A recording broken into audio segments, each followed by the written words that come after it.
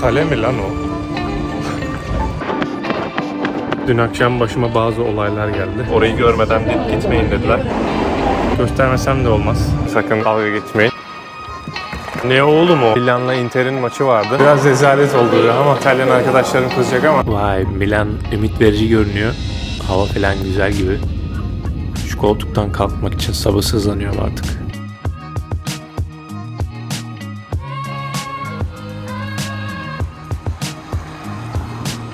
Milan'da ilk saatlerdeyiz. Hava gayet güzel. Kaldığım yer şehir merkezine bir tık uzakta olduğu için şimdi şehir merkezine doğru yoldayım. Yani galiba tramvay var. Şimdi onu bulmaya çalışıyorum. Ondan sonra bilinmeyene doğru yolculuk. Vay, bir çıkıyorsun katedral karşılaması.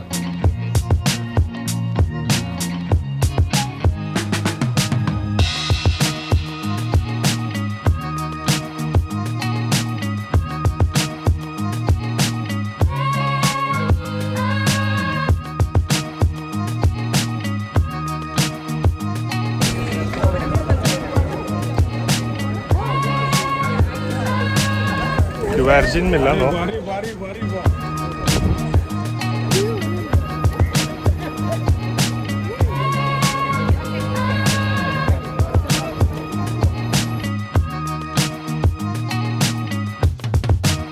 Milano'ya herhalde moda başkenti denmesinin bir sebebi de bu bölge.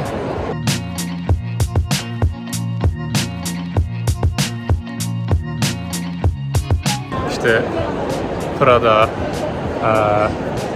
Louis Vuitton, bir sürü marka, ünlü marka burada. Benim pek ilgimi çekmiyor ama ilginizi çekiyorsa bölge burası. Burada çantalarınıza, telefonlarınıza falan göz kulak olun dediler. Çok yan kesicilik falan oluyormuş.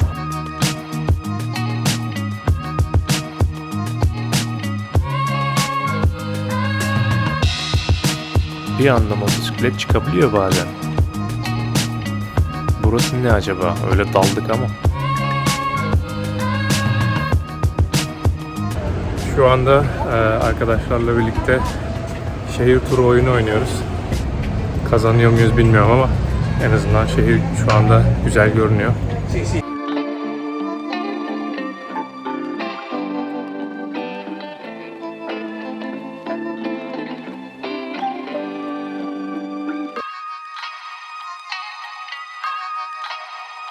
Şehirle ilgili bir ton bilmece çözdük.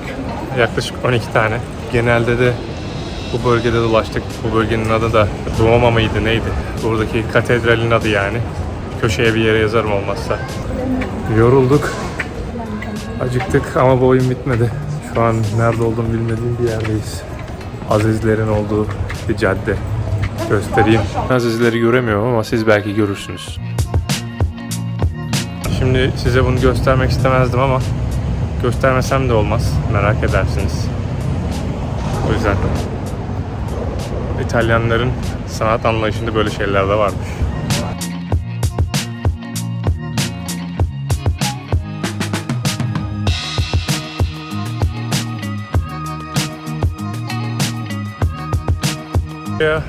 Yarın tekrar gelmeye çalışacağım. Bayağı büyük bir kaleye benziyor. Etrafında da bir sürü yeşillikler var. Ama şu an çok acıktığım için şimdi önce yemek yemem lazım. Ondan sonra tekrar görüşürüz. Bayağı büyük bir yer burası ya. Gezilecek çok yer var gibi. Kale mi lan o? Özür dilerim ama bu şakayı yapmak için birkaç yıl bekledim. Ve Milano'ya gelmeyi bekledim. Birkaç kere daha yapabilirim yani. Hazırlıklı olun.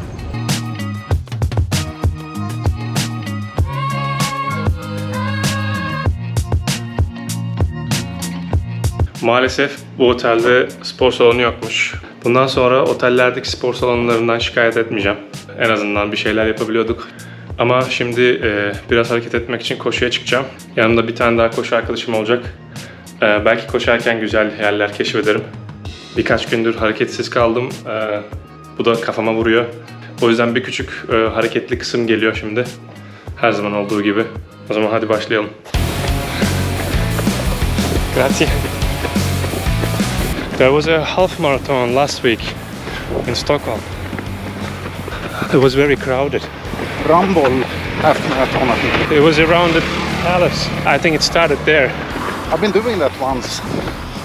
Some, I don't know, 5-6 years ago. Oh, okay.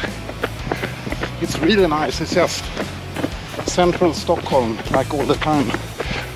Yeah, that was a really good view. And the weather was so nice. Were you in the audience or did you run? No, I was sending my mom. My mom was here for a while.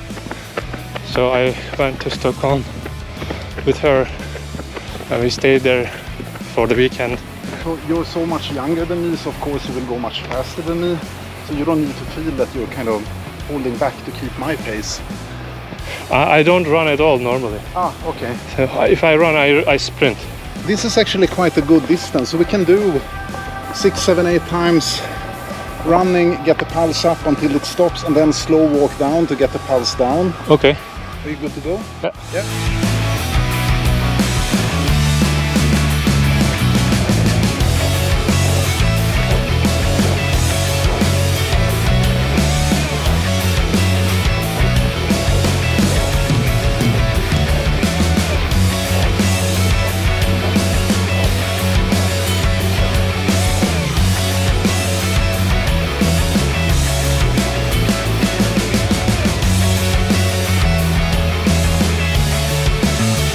I was feeling a bit depressed actually because I couldn't go to the gym on since Saturday. So it's gonna be like a whole week soon.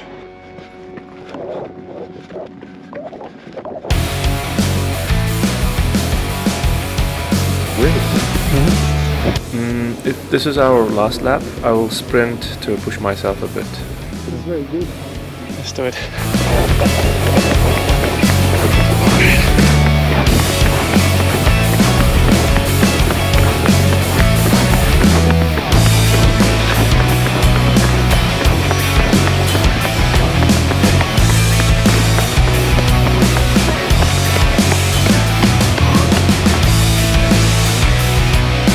Really good with your part.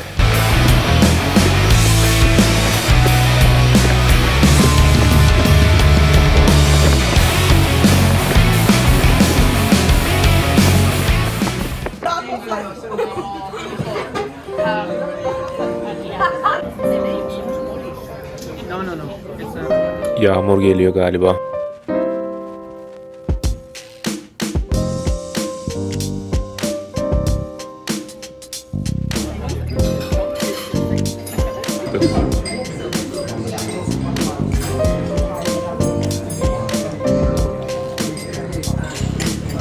I think it's the same.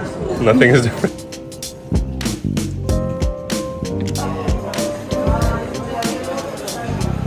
Öğle yemeğinden çıktık. Şu arkadaki kafe tatlı bir yerdi. Bahçesi var arkasında. Yiyebileceğim en güzel şey ton balıklı salataydı. İtalyan zeytinyağıyla falan. Fena değildi ama porsiyon küçüktü. Az sonra bir daha bir şeyler yemem gerekecek galiba. Laboratorio Marco Garetti.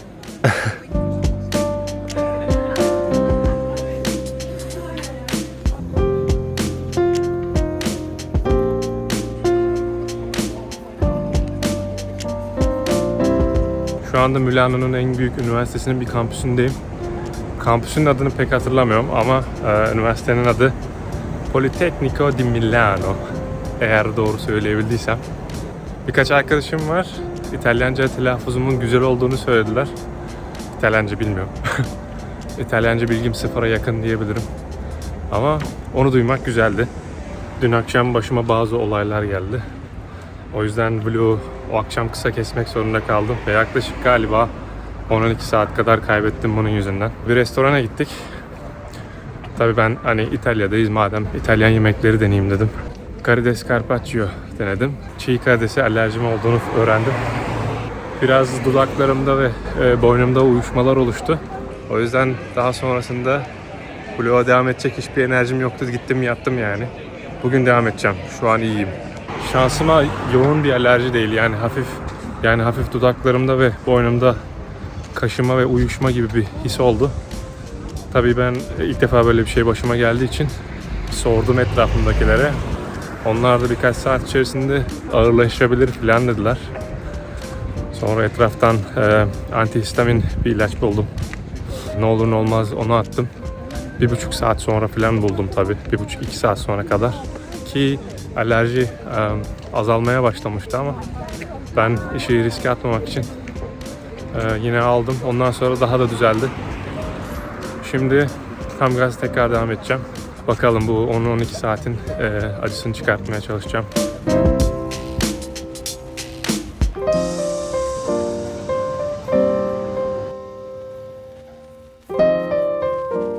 Şimdilerdeki İtalya'da biraz aç kalacağız. Biraz kaybolduğumu bilmiyorum. Gruptan ayrıldım. Bakalım grup kapacak mı? Merkeze gitmeye çalışıyorum. Şu an merkezden bayağı uzaktayım. Şurada bir metro durağı var. Onu deneyeceğim. 24 saat geçerli bir biletim var şu anda. Herhalde bir şekilde bulurum ya. Yalnız İngilizce konuşmuyorlar. Çok az İngilizce konuşan insan var. Hani tam kaybolursam o konuda biraz zorlanabilirim. Hadi bakalım.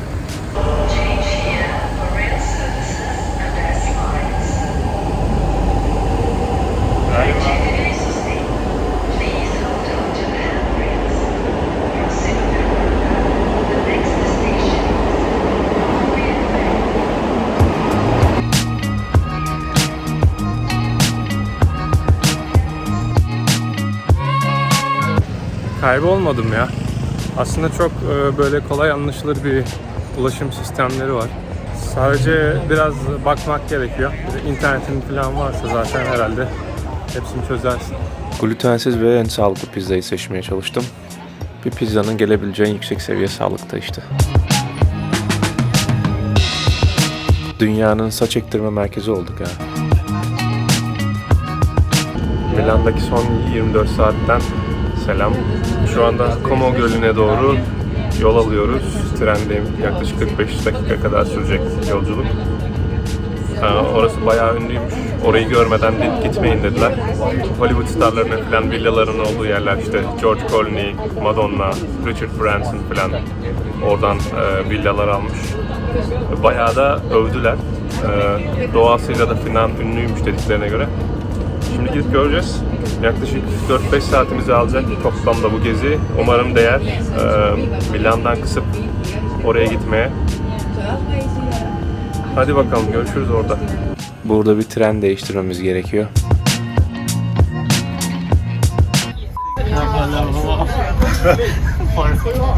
Kafalı baba. Onlar çok farklı. Bir de onların bizden İngilizce ile Almanca karışımı bir şey.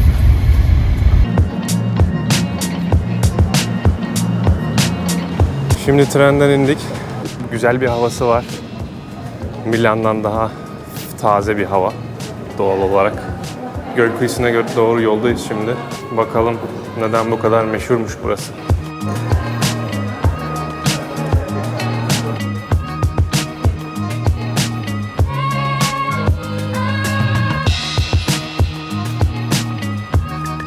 Burası yani Como Gölü bayağı küçük bir yer. Yani yürüyerek her yere varılabiliyor. Trafik vesaire az.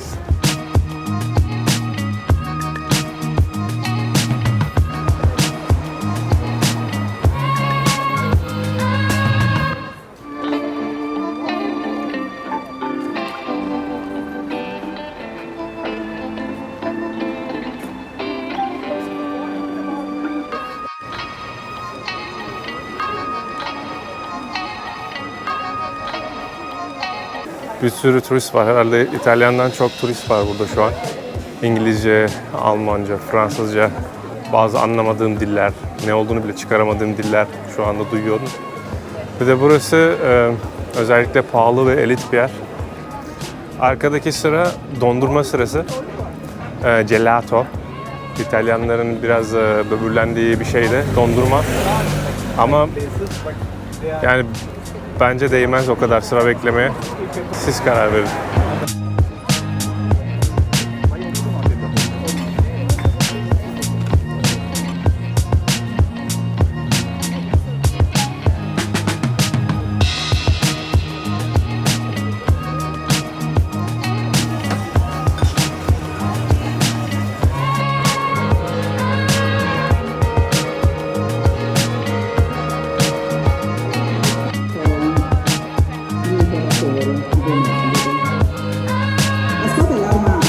l'imperatore donerà la spada. La mano deve essere protetta. Potevano esserci anche gli speroni. Valoroso e guerriero.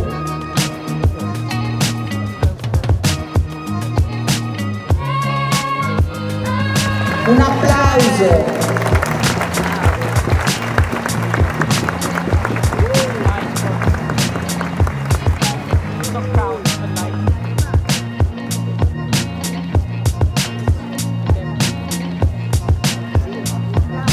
Ed ora si passa al giuramento del capitano.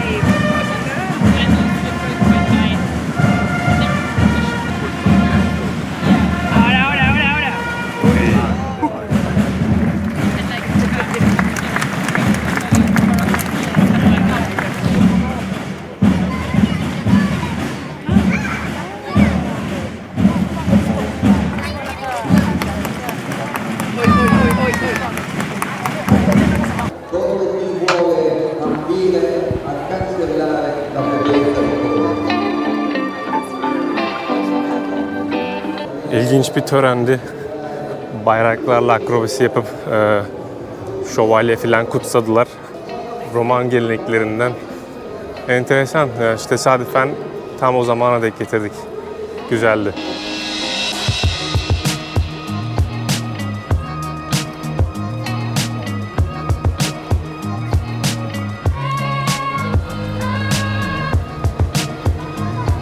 Como Gölü kasabası, herhalde ona kasaba demek doğru olur. Milan'dan daha yaşanabilir bir yer bence. Çünkü Milan biraz kalabalık ve bir koşuşturmaca var yani hep. Burası daha böyle sakin. Aynı zamanda hava kalitesi de daha iyi.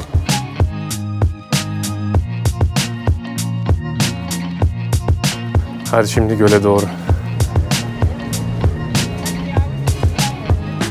Tepeye çıkmaya karar verdik. Biraz esinti çıktı. Balıksı kokular da geliyor. Burada bile 2 tane Türk kebapçısı gördüm. Kebapçılarımız her yerde.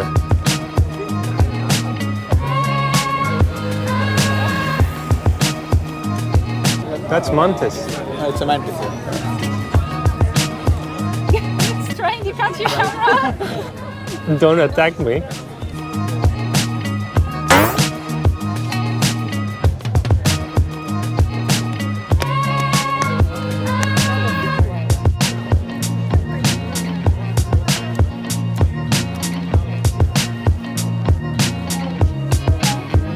Teleferik için sıra bekliyoruz. Teleferiğe çıkıp geri gelmesi 6 euro 60 centmiş. Bence yani fena sayılmaz. Özellikle İskandinavya'ya göre. Fiyat iyi. Sıra yavaş ilerliyor. Sadece o biraz can sıkıcı.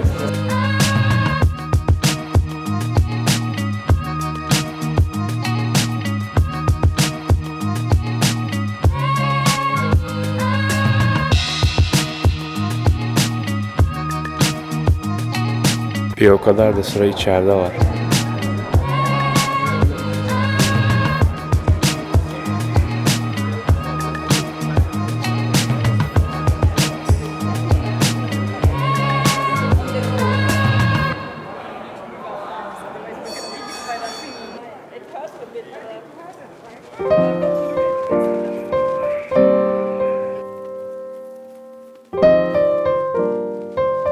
Yaklaşık 1 saattir sırada bekliyoruz bu şey için.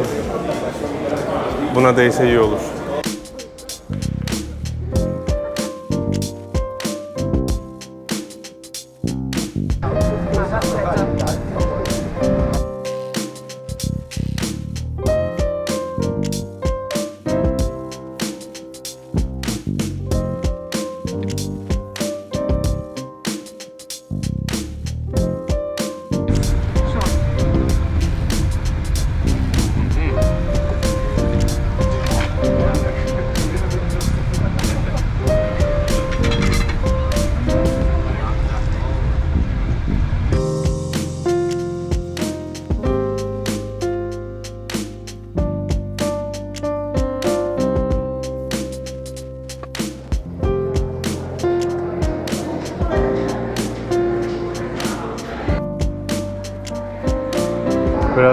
yukarıya çıkıyoruz şimdi.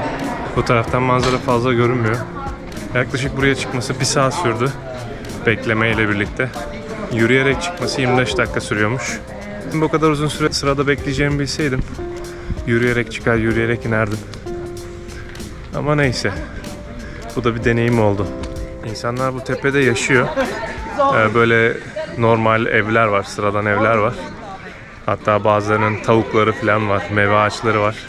Yer olarak güzel ama turistler çok fazla olduğu için belki bundan biraz rahatsızlık duyuyor olabilirler.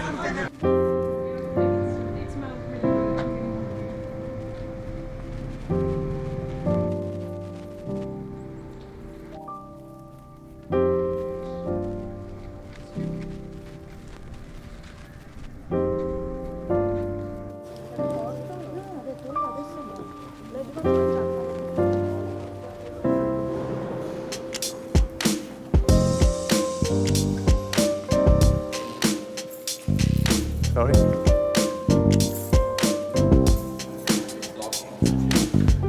Tam kiliseye giriyorduk, kiliseyi kapattılar. Çekim yapmak yasak sandım ama kiliseyi kapatıyorlarmış. Sonuç olarak göremedik. Klasik Roma Katolik Kilisesi.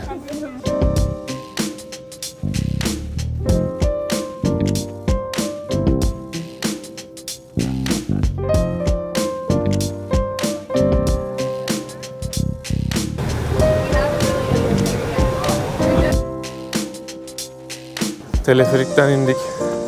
Nihayet hava karardı ama şimdi Milan'a geri dönüyoruz. Acayip acıktım. Bir an önce bir şeyler yiyip biraz da Milan'ı göstermek istiyorum. Burada daha çok zaman geçirmiş oldum galiba Milan'dan. Gün hala bitmiş değil. Yarın öğlene kadar vaktim var. Devam ediyoruz.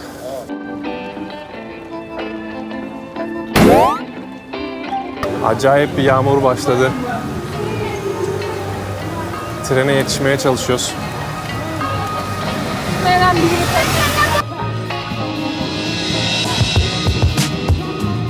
Galiba burası gece görülmeliymiş.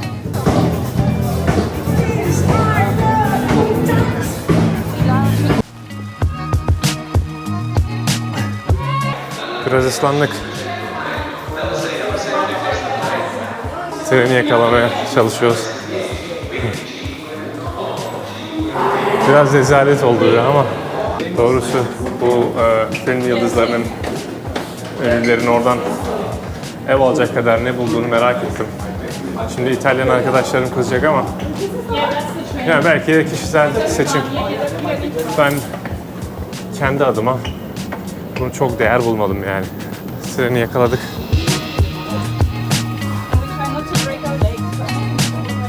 Milan'da görüşürüz. Tekrar Milan'dayız. Burası kuru. Bununla kesinlikle doymam. Bir tane daha lazım. Ne oğlum o? Saat 11.30 ve akşam yemeğimi yeni yedim. Gelir gelmez hemen İtalyan yeme alışkanlıklarına alıştık gibi oldu. Burada çok aykırı değil yani o saatlerde yemek yemek.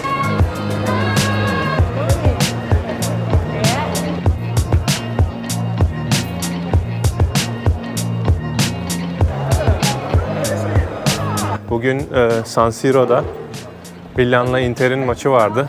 Şehirdeki kalabalığın bir nedeni de bundan olabilir. Gerçi maç birkaç saat önce bitti.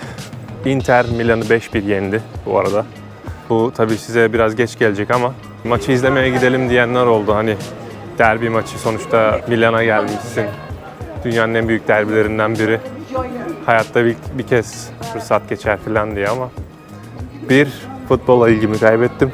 2, biletler aşırı pahalı. 3, şehir daha çekici bence.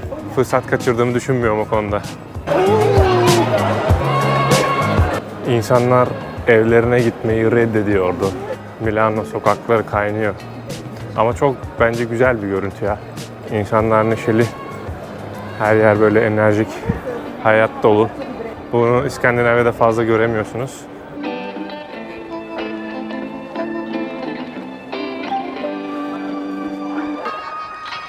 Duomo'yu yani o büyük katedrali akşam görmeye gidiyoruz.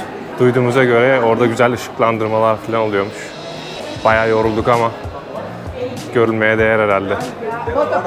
Gözlemlerimden biri de burada insanların giyimi kuşamı. Hani buranın moda başkenti olduğundan mıdır bilmem ama özellikle kadınlar bayağı iddialı ve farklı şeyler giymeyi seviyorlar gibi geldi. Erkeklerde öyle gözle görülebilir bir fark yok yani. Belki de erkeklerin çok seçeneği olmadığındandır. Milano ya da Milan, eski ile yeni mimarinin böyle iç içe geçmiş olduğu bir şehir. Bence çok estetik bir şehir.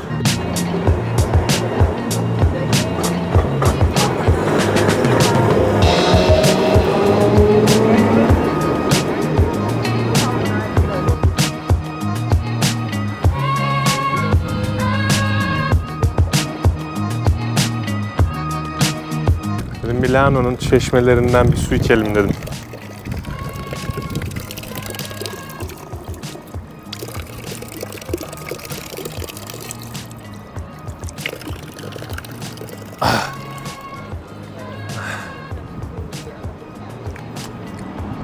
Tadı fena değil.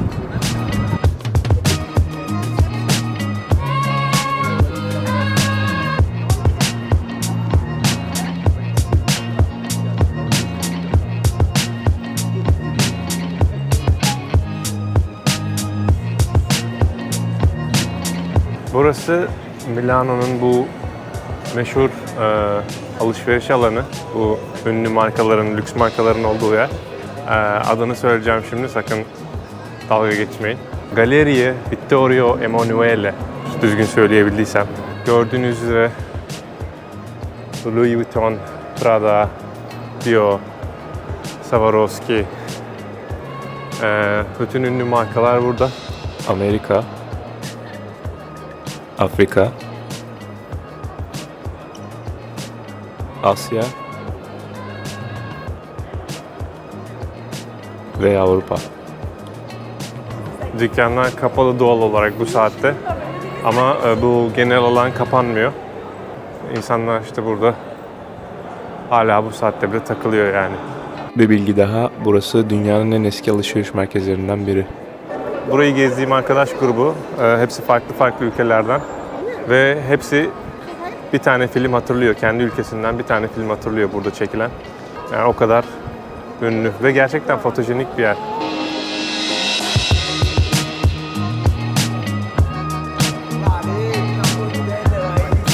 Rolex de buraya yeni bir mağaza açıyormuş. Buradaki dükkan kiralarını artık siz düşünün.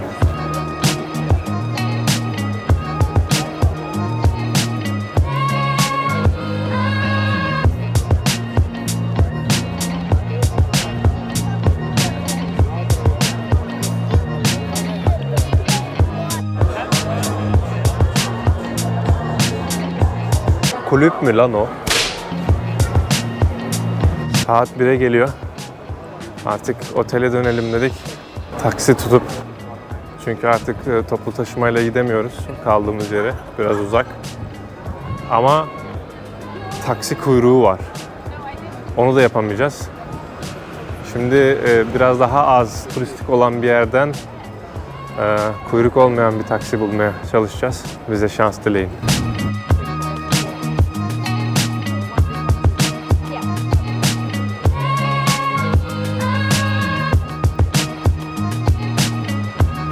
Uber bulmaya çalışacağız ama 6 kişilik Uber de yok. Uber çağıracağız ama 2 tane çağırmamız gerekiyor. Neyse, herhalde gitmeye başaracağız. Milletin yürüyecek hali kalmadı. Hadi ben fena değilim şu an ama yani çok da iyi sayılmam. Bakalım Uber gelecek mi?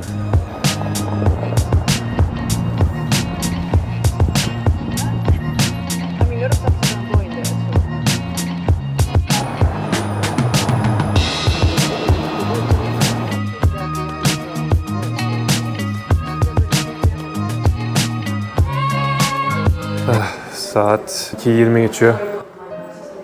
Otele gelmeyi başardık. Sağ salim. Ama kolay olmadı. Galiba Milano macerasının sonuna gelmiş olduk. Yarın çok az saatim var uçuşumdan önce. Belki o zaman bir şeyler denk gelir. Umarım beğenirsiniz. Daha seyahatler gelecek. O zaman bir sonraki maceralarda görüşürüz. Kendinize iyi bakın.